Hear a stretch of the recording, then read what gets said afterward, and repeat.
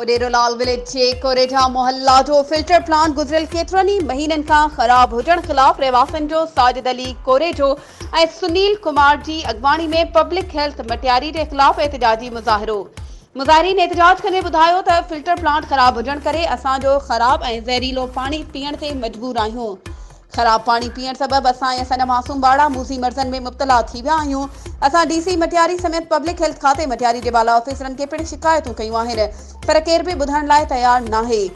इन्हनि निगरान वज़ीर आला सिंध समेत आला अख्तियारनि खां मुतालबो कंदे घुर कई आहे त मामले जो नोटिस वठी ख़राब पयल फिल्टर प्लांट जो जल्द चालू कराए परेशानी ख़त्म कई वञे। वधीक ख़बरुनि ऐं अपडेट्स जे लाइ असांजे चैनल खे सब्सक्राइब कयो ऐं हा, बेल आइकन खे प्रेस करणु न विसारिजो त जीअं असांजी हर नई अचण वारी वीडियो तव्हां ताईं पहुची